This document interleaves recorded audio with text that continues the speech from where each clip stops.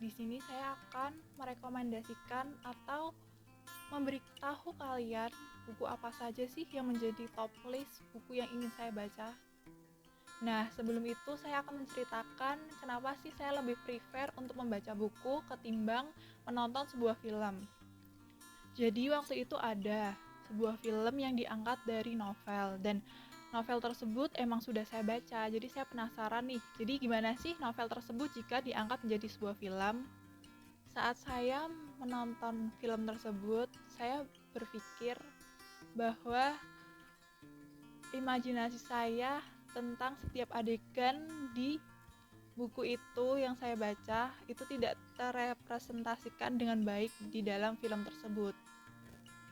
Karena di saat saya membaca buku, saya dapat berimajinasi dengan bebas tentang setiap adegan yang tertulis di dalam novel tersebut. Nah, novel pertama yang akan saya bahas adalah novel Laut Bercerita, karya Leila Chudori. Novel ini tuh terinspirasi dari kisah nyata yang direpresentasikan ke dalam karya fiksi. Novel ini berlatar tahun 90-an yang mana di masa itu berada di era Orde Baru.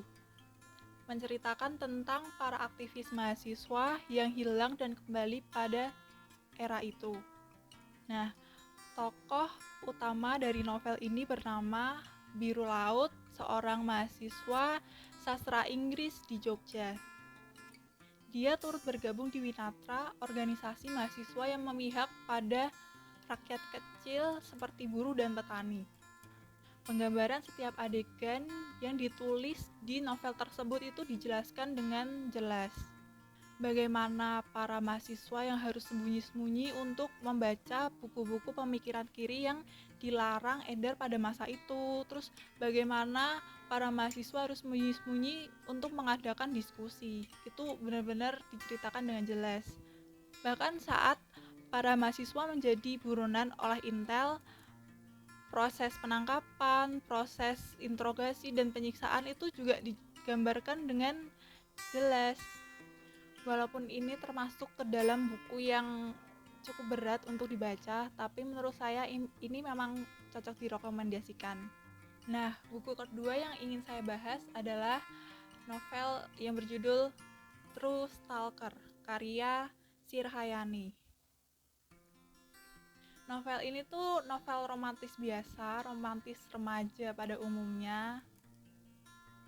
Tokoh utama dari novel ini bernama Agam dan Adiba. Nah, Adiba ini tuh murid baru di sekolahnya Agam, yang dimana Agam sebagai ketua OSIS di sekolah itu. Novel ini menceritakan tentang bagaimana itu sebuah hubungan percintaan masa remaja, persahabatan, dan keluarga pun diceritakan dalam novel tersebut.